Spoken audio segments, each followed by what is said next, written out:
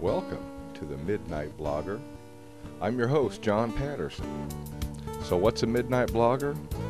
Well, tonight, around the stroke of California midnight as the rest of the nation sleeps, we'll surf the web to read and review the best and the worst from some of the most popular blogs on the internet today.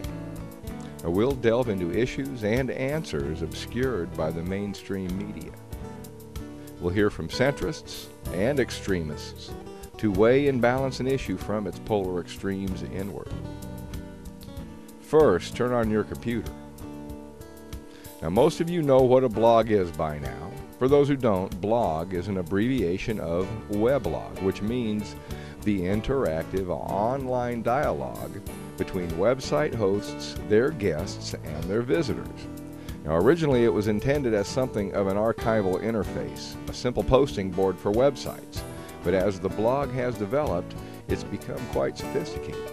The blog, or the blogosphere as some call it, has become a truly monumental standalone communication phenomenon.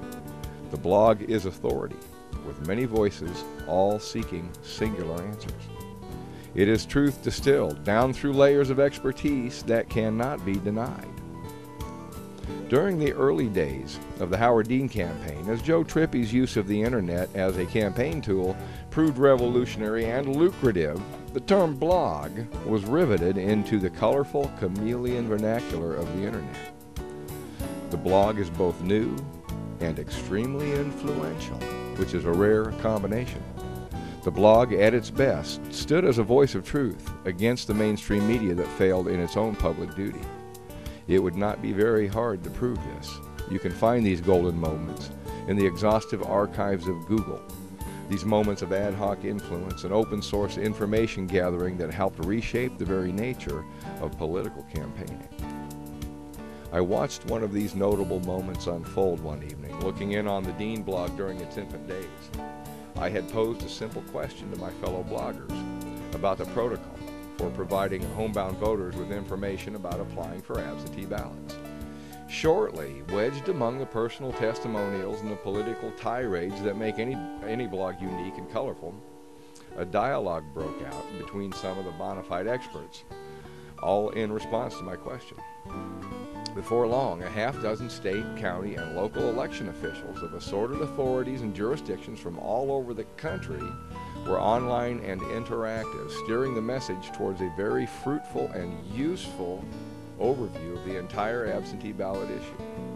Thousands of words down the line, the subject had been dealt with exhaustively, and we were all experts by the time it was done.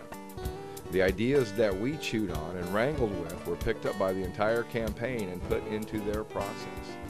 More than one Dean activist went back to their circle of associates armed with information they had lacked before this discussion spontaneously transpired, based on one simple question. This was just one of those many blog moments that proliferated throughout the meteoric history of the Dean campaign blog.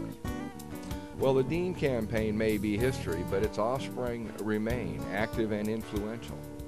Just log on to sacramentofordemocracy.com or go to democracyforamerica.org and get a glimpse of the powerful grassroots activism that sprouted from this open source milieu. There are many, many others. I built my own website and put together a very handy bloggers grid so you can go online and blog around with us on the internet's latest phenomenon, this blogosphere. Just boot up and log on to www.multimediaminuteman.com. That's multimediaminuteman.com. If you don't understand what that means already, you will as soon as you hook up. After you get to the Minuteman homepage, scroll down to the bloggers grid and click around the top row, chomp down some cookies, and you can tag along. Here's some music to surf by. We'll be back shortly with our first blog review.